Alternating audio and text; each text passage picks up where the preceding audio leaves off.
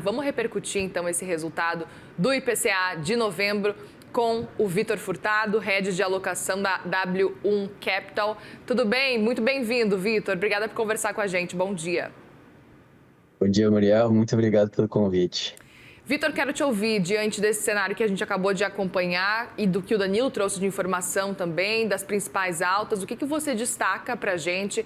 Lembrando, né, tinha uma expectativa de que talvez com a baixa da conta de energia, porque virou para verde agora, não é mais vermelha, para o mês de novembro, talvez a gente sentisse essa desaceleração. Ela realmente aconteceu, mas não veio da forma como estava sendo esperada, de 0,36%. Veio a 0,39%. Que avaliação vocês fazem, portanto? Bom, vamos lá. A gente está vendo uma pressão, né, bem forte no IPCA. A gente está passando por um período de deterioração da nossa moeda, né? Então a gente acaba também tendo muito efeito do dólar, querendo ou não, dentro do IPCA, principalmente falando de alimentos e bebidas. Cerca de 17% dos alimentos e bebidas comercializados no Brasil são atrelados ao dólar, né? Então a gente tem uma pressão muito grande que, apesar, né, de um alívio dentro do setor de energia, a gente ainda continua com proteínas muito pressionadas e com uma moeda que também acaba não ajudando, tanto na importação como também, né, na exportação, ficando mais atraente para os produtores e acabando, né, com um produto um pouco menor aqui para os moradores do Brasil e, consequentemente, com um consumo ali um pouco mais caro. Então, né, um resultado que ele vem levemente acima das expectativas, mas, na minha opinião, a maior preocupação é justamente, né, a gente ter passado ali do teto da meta de 4,5%, chegar a um resultado de 4,87%, que mostra, né, que as expectativas estão desancorando não só para esse ano, como para o ano que vem, né? A gente vê que no Boletim Focus essa semana mesmo, a gente teve revisão para cima em todos os anos, né? Seja para 24, 25 até 27, e isso também tem um peso muito grande na Selic, né? A Selic, que antes, né, no Boletim Focus estava ali abaixo dos 2 dígitos, né, em 9,50, por exemplo, em 2027, agora já passa também, mostrando que o cenário não vai ser fácil daqui para frente, tanto por deterioração da moeda, como também, né, por um mercado de trabalho muito forte, um desemprego nas mínimas que acaba puxando, né, o consumo e trazendo esse especial um pouco para cima. Aproveito até para ver a projeção que vocês fazem agora, atualizada, com o cenário de um IPCA que veio um pouquinho aí acima do que era esperado. O que vocês estão projetando para a taxa de juros já a partir de amanhã? Vocês estão ainda no time que está se mantendo no 0,75% de ponto percentual de aumento ou no time que já está pensando num aumento de 1 ponto percentual?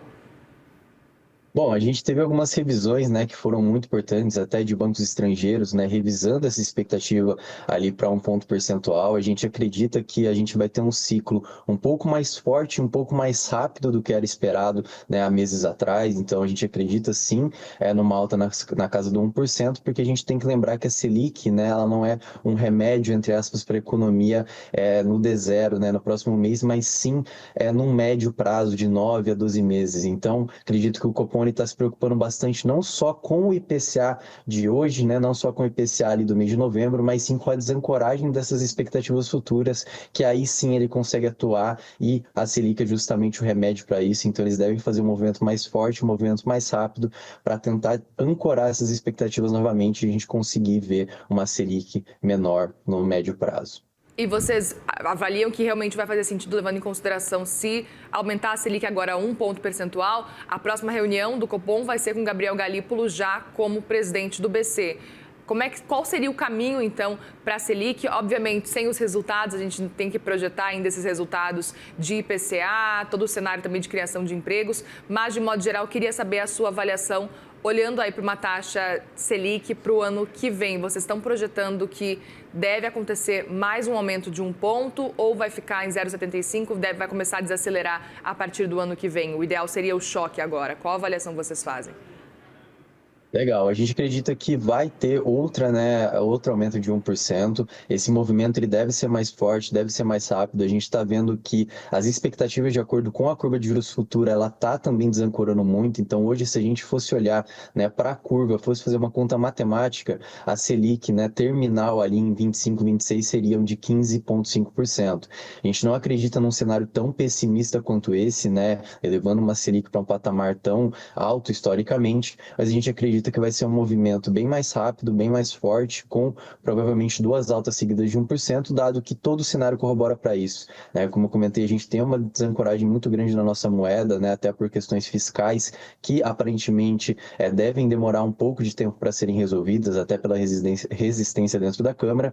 E também a gente tem que lembrar que a gente entra num período de sazonalidade muito forte, né? A gente tem as festas de final de ano que acabam, né, até puxando o preço das passagens, que também foi um fator do próprio IPCA de agora, que teve um peso muito grande. Então a gente entra num período de sazonalidade que deve fazer com que o Banco Central se preocupe ainda mais em já elevar essa Selic, fazer esse papel de restrição monetária para que essas ancoragens elas voltem e a gente tenha ali a inflação pelo menos, né, dentro do teto da meta, que já não é o que a gente deseja, mas a gente vê, né, um caminho ali um pouco mais promissor se isso acontecer.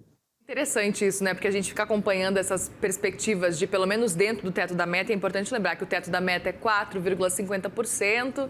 A gente está distante, muito distante dessa inflação ainda no teto. O ideal ali no centro seria 3%. Vocês avaliam que seria possível chegar quando? Pelo menos no teto da meta, eu não estou nem chutando aí o 3% que seria o centro. Bom, a gente vai ter um trabalho bem forte ali para o Banco Central, até porque também, se a gente for fazer contas matemáticas, né, falando realmente do que está sendo precificado hoje, a gente tem uma inflação implícita, né, que é pegar os prefixados e diminuir ali pelo que o juro real está pagando, a gente tem uma inflação implícita na casa dos 7,58, né, pro ano que vem e cerca de 6,5 ali para 2026. Então, assim, a gente tem um cenário que, para voltar, a gente vai precisar fazer um trabalho muito grande e não só um trabalho de política monetária, né? A gente tem que lembrar que boa parte desse peso é por conta da moeda e a moeda foi, né, principalmente ali afetada pela questão fiscal, né, pela falta de confiança de investidores estrangeiros e até locais, né, quanto ao pacote de gastos. Então, acredito que não só a política monetária ela vai precisar, né, fazer um trabalho muito forte, mas também essa questão da confiança para a gente colocar ali nossa inflação. É difícil, né, dizer quanto tempo isso vai demorar, até porque vai depender de muitos fatores, até fatores totalmente externos, como guerras, como, né, o fator de petróleo também, que é o PEP+, está tentando mudar a produção ali, né? Então, a gente tem alguns fatores externos que fazem com que existam muitos vieses ali para a inflação, mas a gente acredita, né, dado as expectativas que a gente tem hoje, que cerca ali do final do ano que vem, 2026, a gente comece a olhar para uma Selic mais baixa e, consequentemente, uma inflação ali caminhando para essa meta de 3%, que está longe, né? Mas a gente acredita que, pelo menos dentro do teto da meta, a gente deve ficar aí num período de 12 meses. Perfeito. Agora, Vitor, voltando a olhar para o IPCA, que foi divulgado agora há pouco, é importante a gente lembrar que a gente está percebendo, como você estava citando, um aumento muito persistente, especificamente do setor de alimentos e de bebidas, né? Só que a gente precisa lembrar também que talvez o IPCA de novembro foi influenciado também pela Black Friday, né? Que isso a gente não teve, inclusive, no IPCA 15. Esse é um ponto para levar em consideração, né? Uhum. Quando a gente passa por um período de Black Friday, a gente acaba tendo deflação, né, de certos setores. A gente viu, né, dentro desse PCA que o setor de serviços, né, acabou subindo ali, enquanto o setor industrial acabou não sendo tão afetado.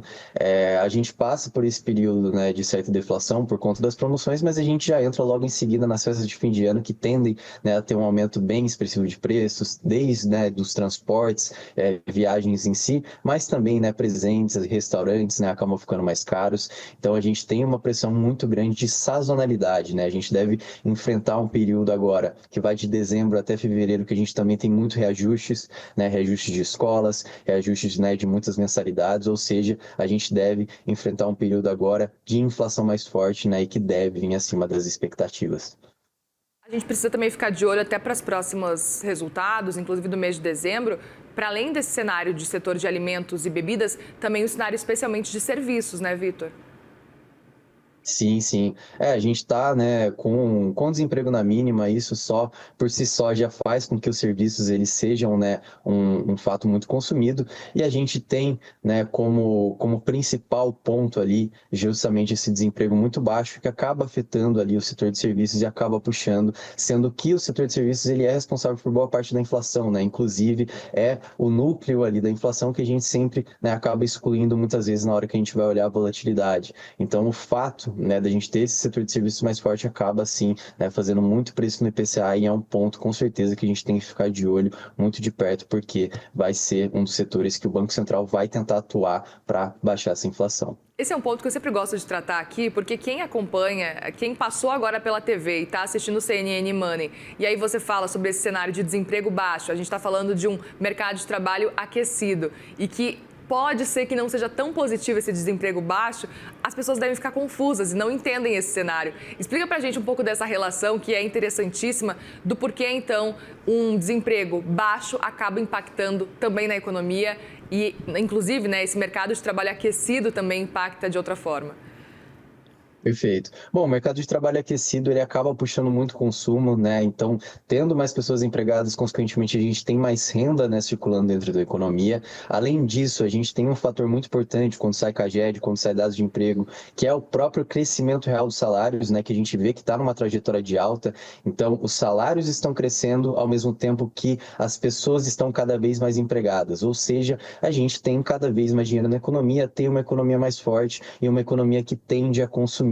Né? E justamente aí que entra a política monetária, por quê? A política monetária, com uma Selic subindo, ela se torna restritiva. E por que ela se torna restritiva? Porque as pessoas tendem a guardar seu dinheiro, né? Entesourar seu dinheiro para ter ganhos maiores, ao invés de consumir, que é justamente o intuito da gente estar tendo um ciclo de alta da Selic. Né? Então, o mercado de trabalho mais aquecido, com desemprego baixo, né? A gente viu o desemprego atingindo níveis, né, que a gente não via desde 2012, ou seja, tem muito emprego, os salários estão crescendo e, consequentemente, a gente tem mais consumo por serviços, tem mais consumo para a indústria e assim vai, né? Então, a gente entra também com uma pressão, além da depreciação cambial, além das secas, além da energia, né, que era uma pressão muito forte, a gente também tem esse fato da gente estar com um emprego muito forte que acaba causando mais consumo na economia.